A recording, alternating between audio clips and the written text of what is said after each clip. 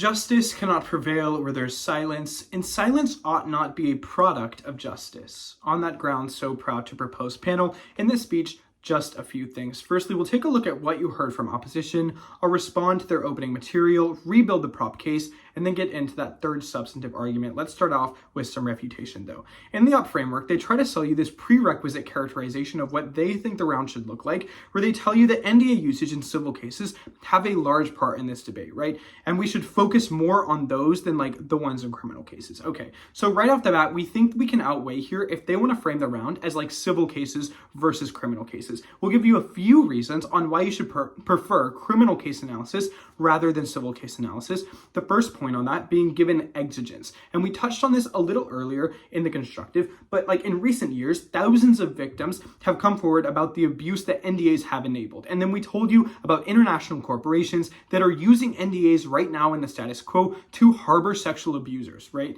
And we told you about Harvey Weinstein. We told you about the Me Too movement. All of that to say, that is the status quo that opposition is associated with. And we think that exigence is important in the round at the point where it illustrates the most pressing problems in the status quo, and that outlines what solvency needs to look like for proposition. Okay, the second point here on why you should prefer criminal case analysis versus civil case analysis is when we meta weigh on magnitude. We think that the impacts of NDA usage in criminal cases is greater at the point where it's indirectly encouraging misogyny in the workforce, actively counteracting the strides that society has taken against discrimination. And then we told you that even in instances where sexual abuse hasn't happened or isn't happening, the widespread usage of NDAs to prevent other victims from speaking out is creating mistrust on a societal level in the workplace and judicial institutions around the world. Okay, the third point here is even if you buy that the civil case analysis is more important in this round than the criminal case analysis,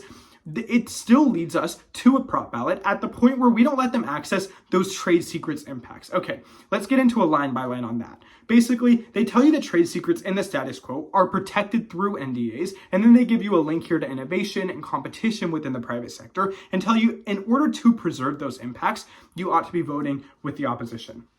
We think they get a few things wrong here. Number one, they operate under a key misunderstanding of the pragmatic usage of NDAs in the real world. Like, let's back up. Earlier in the constructive, we told you of the importance of rejecting substance from the opposition that has to do with preemptive NDAs. Those are NDAs that are signed at the beginning of employment, NDAs that are signed through business deals, because those aren't actually affected by a prop ballot. Down the bench, will only reject the usage of NDAs in the instance that they're being used in legal settings or in legal settlements, right?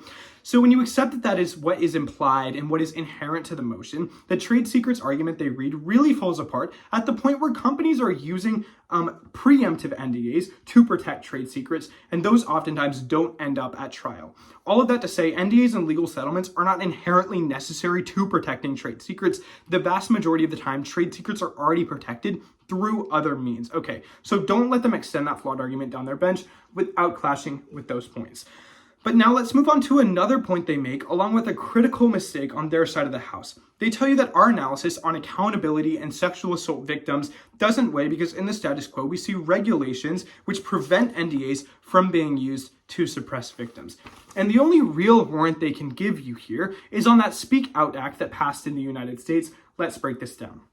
Number one, we think this point opts to limit the scope of the debate in order to avoid clash on some of our greatest impacts in round, right? They only give you one warrant here, which corresponds to a single country and certain states in that single country, so it actually lacks global impacts. But we can interact with the point in order to take them on their highest ground. Because even with the act that passed in the United States, NDAs can still be used oppressively because the law only allows victims to speak out on misconduct that takes place after the NDA is signed.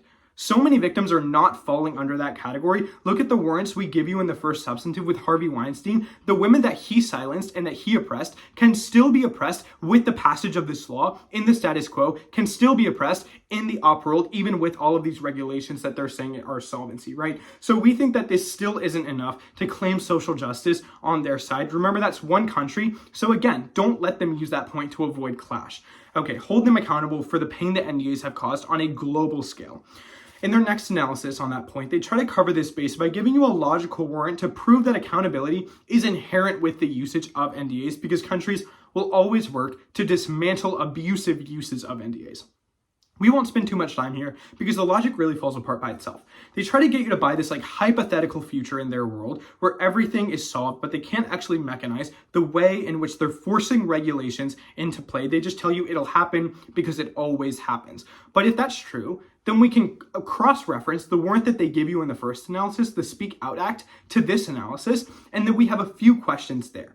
Did the regulation on NDAs happen before or after thousands of women had to come forward with their painful experiences because of NDAs? Did the regulation happen before or after so many women were fired or manipulated into signing NDAs, etc.? And then when that regulation did happen, is it actually keeping oppressors from using NDAs to their advantage? Not at all.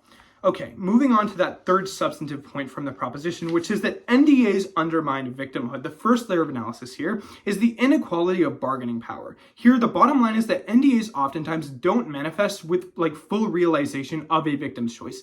So what we mean by that is to say NDAs are not oppressive because a victim must agree to them first is a critical misunderstanding of reality.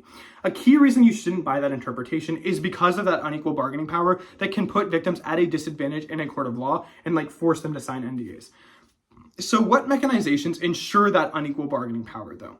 The biggest point here is an unequal access to like legal and financial resources. Oftentimes victims come forward about misconduct and they've already been like wrongfully terminated because of that. So like look at examples we brought to you in the first substantive where we told you about Carlson versus Fox News. She was fired for coming forward. Alison McDermott was fired for whistleblowing as well, right? So this is to say that when victims enter into legal battles, oftentimes they're already in a place of financial hardship, and then oppressing entities can just offer cash that they know the whistleblower can't like afford to refuse, and then tie an NDA to it in order to take advantage of a financial situation that they created in the first place through wrongful termination. NDAs are not actually taken through choice, but are just another way that bad actors can continue to control victims after like justice has been realized. Okay, we say at the point where people ought to have a financial, a choice when it comes to the information surrounding them and have a right not to be financially manipulated into silence, you should support the motion. And that's our second layer of analysis here is on that principle of choice and autonomy. Because when people own their bodies, they also ought to own the information that surrounds them. Principally, victims and whistleblowers ought to be able to disseminate that information freely, and we think that NDAs are in violation of that principle. Like, let's look at an analogy really quick. If someone works for 10 hours and profits from it, and then we take those profits and just give it to someone else, that's obviously theft. So at the point where people are signing NDAs through manipulation, opposition is giving the oppressor the right to that person's experiences. That is how they're violating that principle of self-autonomy. And it's because of that principle violation, along with the inconsistency in their practical arguments on their side of the house, that they're so far behind in today's round, so proud to propose.